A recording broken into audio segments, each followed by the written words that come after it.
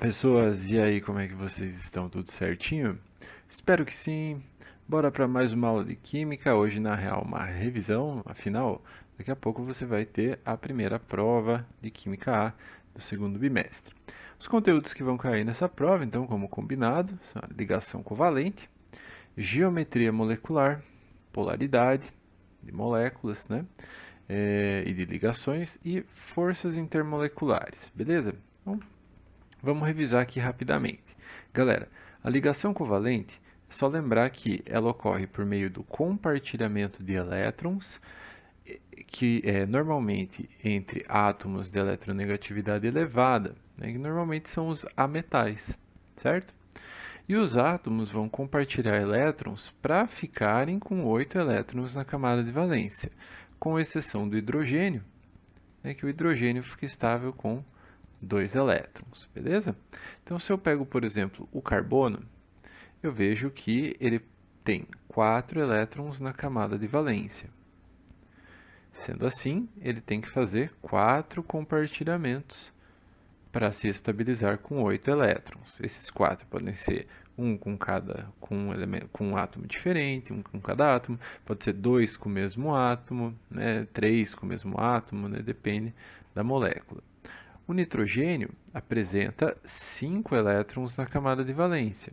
Então, ele vai fazer 3 compartilhamentos, né? E assim ele vai ficar com 8 elétrons, né? Porque 5 da valência mais 3 que ele adquire pelo compartilhamento dá 8. Né? Assim como o carbono, que tem 4, mais 4 que ele adquire no compartilhamento, fica com 8. O oxigênio faz 2 compartilhamentos, né? Visto que ele apresenta 6 elétrons na camada de valência. Então, se ele tem 6 e precisa ficar com 8, ele faz 2 compartilhamentos. Né? Lembrando que pode ser dupla, assim, né? Pode ser também uma para cada lado, né? Assim como o nitrogênio também pode mudar, enfim. Os elementos do grupo 17, flúor, cloro, bromo, iodo, já são elementos que fazem um compartilhamento normalmente, né? Visto que eles têm 7 elétrons na camada de valência. Então, se eles fizerem um compartilhamento, eles ficam com 8 elétrons na última camada. Certo? E o hidrogênio, esse não dá para esquecer, ele só faz uma ligação química. Então, quando eu faço ligação, por exemplo, entre o carbono, se eu quiser ligar o carbono com o hidrogênio, não vai bastar eu ter somente um átomo de hidrogênio aqui, ó, compartilhando um elétron com o carbono. Porque o carbono ainda tem mais outros 3 elétrons que ele precisa compartilhar para ficar estável. Então, ele precisaria de mais 4 hidrogênios aqui. Mais 4 não, perdão, mais 3, né? Fica com um total de 4 hidrogênios, né, para ficar estável com 8 elétrons na camada de valência. Se eu pegasse o nitrogênio se ligando ao hidrogênio, seriam necessários 3 hidrogênios, porque, né, cada hidrogênio faz um compartilhamento ali, né? E assim você vai montando as moléculas, né? A ideia aqui é que quando você olha uma molécula, dependendo da fórmula dela, ó, por exemplo, CH4, normalmente o átomo que está em menor quantidade é o átomo central, né? Até porque normalmente ele vai ser o átomo que faz mais ligações, né? Aqui o carbono faz 4 ligações. Se eu pegar, por exemplo, pensar aqui, no caso da molécula de água, né? H2O, o oxigênio é o átomo central, né? Porque ele está em menor quantidade. Daí fica um hidrogênio para cada lado, né? Lembrando que o hidrogênio só faz um compartilhamento. Então estabiliza ali direitinho e fica todo mundo estabilizado. Beleza?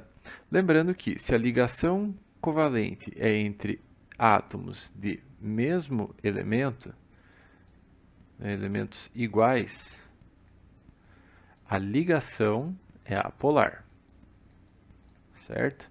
Então, a ligação covalente apolar. Se a ligação covalente é entre elementos diferentes, aí a gente diz que a ligação é uma ligação polarizada, uma ligação polar. Beleza? Então, isso daqui para você lembrar aí também na sua cabeça. Muito bem, galera. Então, se a gente observar nesse exercício, a gente tiver que desenhar essas moléculas, ó, o hidrogênio faz um compartilhamento. Então, se eu colocar 2 hidrogênios, um de cada lado, na molécula de H2, fica H simples H. Se eu tiver que ligar 2 átomos de nitrogênio, eu sei que cada nitrogênio faz 3 ligações, né? Então, está aqui, ó, N tripla N. O2, cada oxigênio faz 2 ligações. Então, por isso que fica uma ligação dupla, né? Cadê? Qual que é a correta por enquanto? Não tem? Já vemos. E Cl2, cada cloro faz um compartilhamento aqui, né? Então, fica estável com uma ligação simples. A resposta aqui é a letra A. Beleza, bem fácil, bem tranquilo.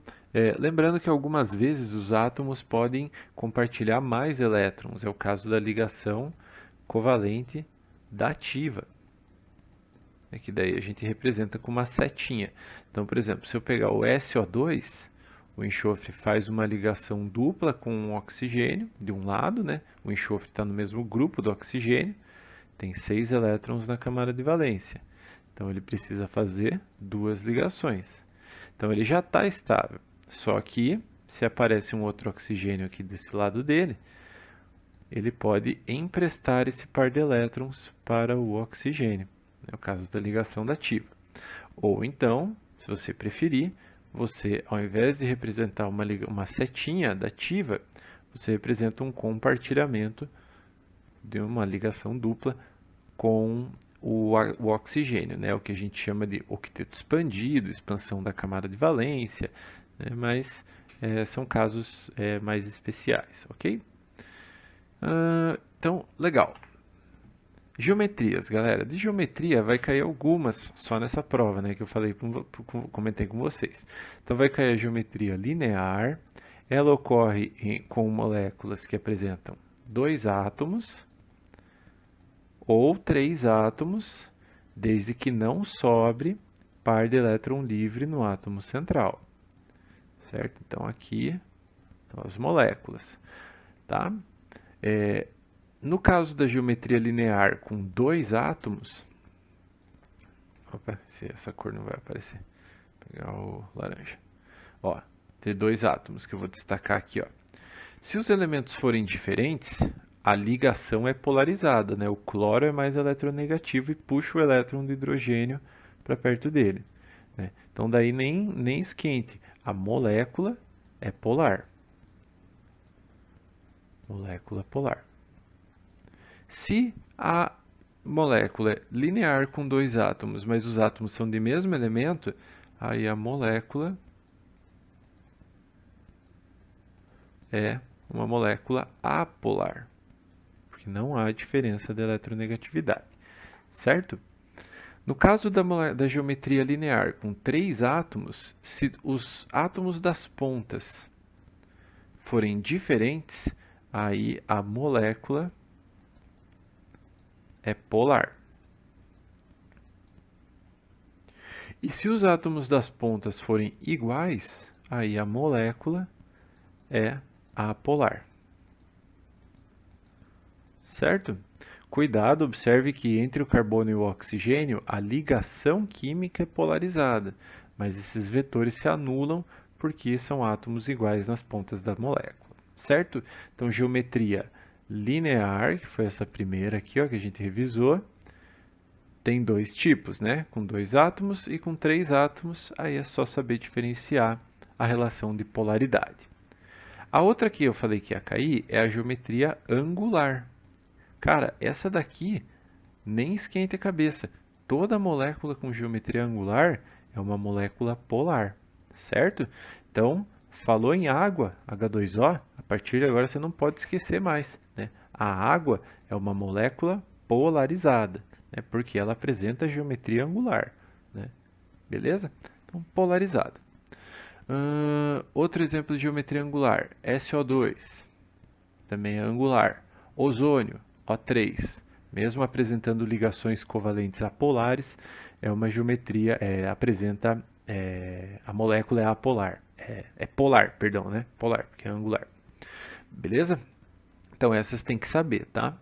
Tipo assim, vai cair na prova, né? A água, cara, se não cobrar na prova, não dá, né? A água tem que saber mesmo. CO2 também tem que saber, cara, não dá. Tem algumas moléculas que são assim, cara, essenciais, né, para você avançar nos estudos de química, certo? Vamos para a próxima. A outra que eu falei que ia cair, a outra geometria, era a geometria trigonal plana. Ou trigonal só, né? Tem gente que só chama ela de trigonal. Quando que ela vai acontecer? Quando for uma molécula com 4 átomos e não sobrar par de elétron livre no átomo central. Tá? Aqui tem o exemplo do BF3, certo? Mas eu vou representar também a molécula de formaldeído, né, metanal, que também apresenta a geometria trigonal plana, ok? No caso da geometria trigonal plana, para saber se a molécula é polar ou apolar, é só ver os elementos das pontas. Se todos os elementos das pontas forem iguais, a molécula é apolar.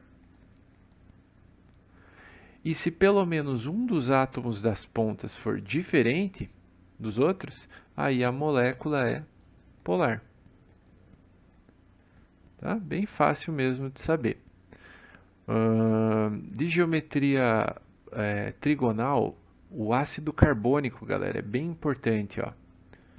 O ácido carbônico que está no seu sangue, o tempo inteiro se transformando em íons H+, bicarbonato e tal, regulando a acidez, é uma geometria trigonal plana, né? Porque o carbono é o átomo central e não sobra par de elétron livre nele. Se você observar as partes das pontas aqui, ó, não são todas iguais, né? Aqui é só oxigênio, aqui é oxigênio com hidrogênio. Então, o ácido carbônico também é uma molécula polar, tá? Legal. Outra que vai cair é piramidal. Cara, essa daqui é tranquila também. Piramidal.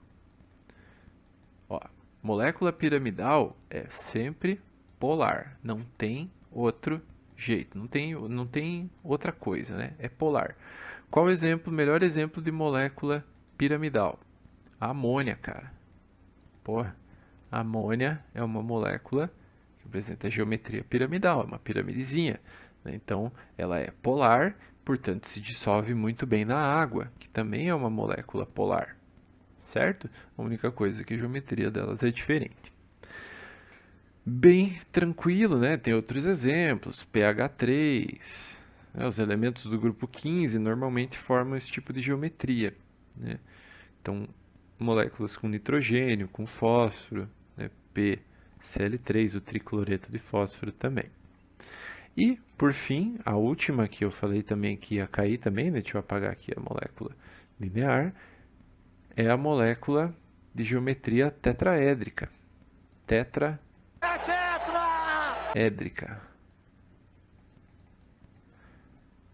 Essa geometria vai acontecer quando a molécula tiver 5 átomos e não sobrar par de elétron livre no átomo central. Tá? Então, cara, as moléculas que têm carbono, eu vou desenhar aqui, por exemplo, algumas. Ó. Vou desenhar 3 moléculas que têm carbono, fazendo somente ligação simples. Ó. Tá vendo? Ó? Todas elas são tetraédricas, todas elas são pirâmides com o átomo de carbono bem no centro da pirâmide. E, para saber se a molécula tetraédrica é polar ou apolar, é só seguir a mesma regra que a gente seguiu para as outras. Ó. Se os átomos das pontas forem todos iguais, a molécula é apolar. Se os átomos das pontas forem diferentes, pelo menos um deles for diferente, ó, aí a molécula vai ser polar, polarizada. Então aqui tem exemplos disso. Cara, o metano, o CH4, que é esse que eu escrevi aqui, é muito importante saber, né? Assim como o metanol, que eu escrevi aqui, ó. É o CH3OH. Tá? Metanol é uma molécula polarizada, é um álcool, se dissolve muito bem na água, certo? Então é isso, né? Ah, não, tem mais, né? Aqui tem só um exemplo, né, para a gente lembrar dessas geometrias, né? Lembrando que o SO2 é uma geometria angular que apresenta 3 átomos e um par de elétron livre no átomo central. Vou mudar a cor da minha caneta que eu não enxergo. Tá? Então é uma molécula polar, né? Assim como as ligações são ligações polares. O O2 já é uma molécula apolar, porque ela é linear e os átomos são iguais, né? Então aqui, além das ligações serem apolares, a molécula também é apolar.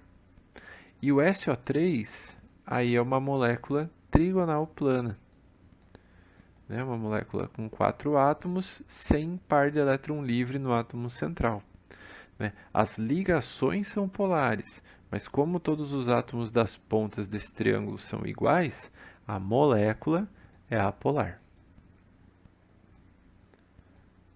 Beleza? Então são alguns exemplos. Não se surpreenda se esses exemplos aparecerem aí para você na prova, né? São moléculas super clássicas que é importante saber.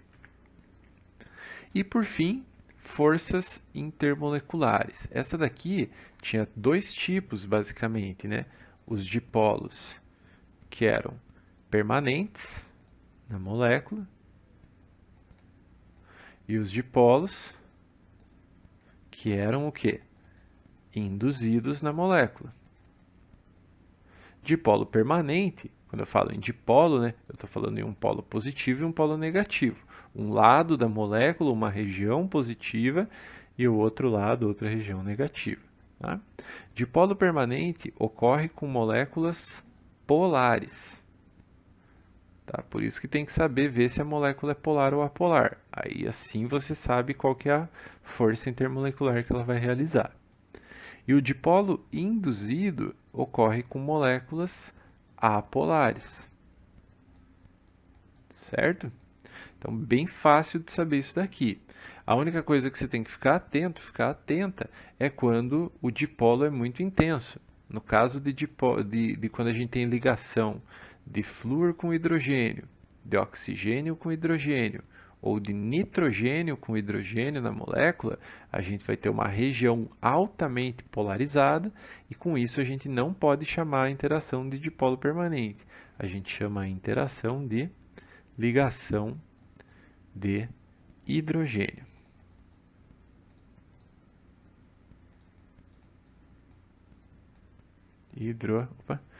Hidrogênio, certo? Não é a ligação química, tá? É a interação que vai ocorrer entre essas moléculas por causa da alta polaridade gerada nessa ligação, né? Mas é a interação que ocorre entre outras moléculas né, que apresentam essa característica, ok? Para lembrar, a interação entre as bases nitrogenadas no DNA são interações de ligação de hidrogênio, ó, tá vendo? As bases nitrogenadas apresentam hidrogênio ligado a nitrogênio. Então vai gerar uma alta polaridade e com isso vai ter a interação entre os átomos. E essa última questão aqui é uma questão justamente assim bem parecida com uma questão de prova, porque a partir de algumas moléculas você tem que dizer qual que é o tipo de interação. Então olha só, HF é hidrogênio ligado a flúor, é uma molécula polar com hidrogênio ligado a flúor. Então aqui é ligação de hidrogênio. Tem gente que chama de ponte de hidrogênio, mas o mais atual é ligação de hidrogênio. Cl2 é uma molécula apolar, porque é linear e os átomos são iguais. Então, se ela é apolar, é dipolo induzido. CO2, essa daqui você já tem que ter decorado aí na sua cabeça. CO2 é apolar. Se é apolar, dipolo induzido. Amônia. Pô, amônia é molécula polar, cara. Molécula polar que tem hidrogênio ligado a nitrogênio, ligação de hidrogênio. E por último, HCl, que é uma molécula polar, né, linear com átomos diferentes, portanto é dipolo permanente, a gente chama de dipolo-dipolo também.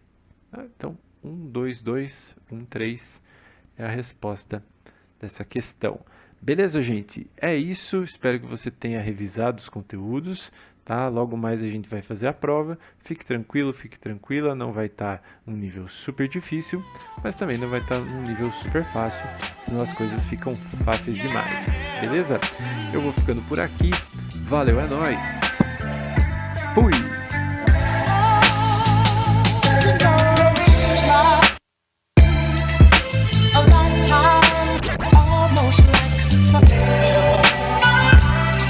Yes, it does.